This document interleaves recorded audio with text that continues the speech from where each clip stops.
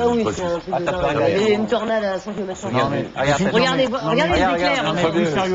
Plus sérieusement, c'est un peu, je trouve que c'est quand même dommage d'organiser des compètes aussi importantes et aussi serrées en filant des billets directs à la Suisse et à l'Autriche. En fait, il n'y a que nous. Et surtout que ça va recommencer dans 4 ans. Il y a Ukraine-Pologne. À la Pologne et à l'Ukraine. Ouais. Enfin, c'est pas sûr. Hein. Non, alors parce que Platini a dit je ne mets pas un ultimatum à l'Ukraine, mais attention, si en septembre les stades sont pas prêts, on va changer.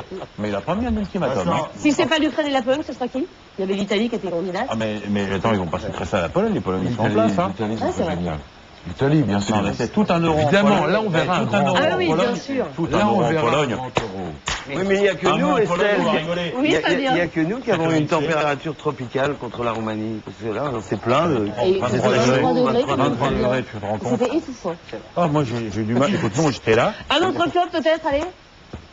Un autre flop. D'accord. Moi, je trouve que c'est un euro un peu à l'étroit, quoi. C'est un petit stade de 30 000 places. Il manquait un peu d'ambiance. Voilà. En même temps, et l'ambiance. C'est pas comme la Coupe du Monde en Allemagne. L'ambiance en Suisse, l'ambiance un grand euro. C'est un grand euro, mais dans des petits stades, Dominique. La Suisse, c'est bien, mais au niveau de l'ambiance, c'est quand même pas le pays le plus fun du Ah oui, monde. voilà. Au niveau de l'ambiance, c'est... Non mais attends, on est d'accord, mais au niveau de Pologne l'ambiance... et en Ukraine, ça peut changer au niveau de l'ambiance. En Pologne, il y a dans l'enfer de Katowice, à Las Vegas, le soir.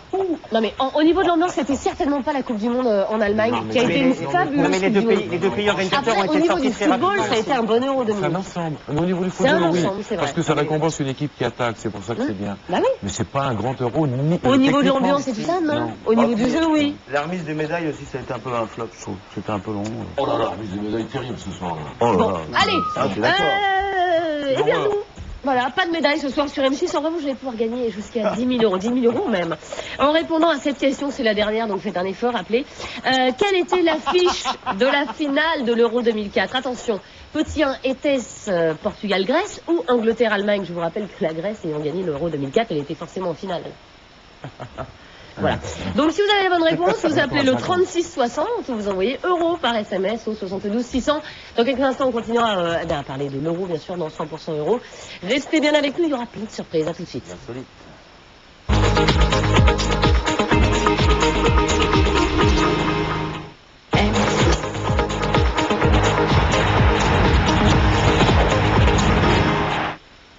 Quelle est la différence entre Mach 3 et Fusion Power de Gillette? 8 années d'innovation et 20 brevets déposés. C'est pour cela que Fusion Power de Gillette est bien meilleur. Essayez-le et sentez la différence. Fusion Power élu produit de l'année.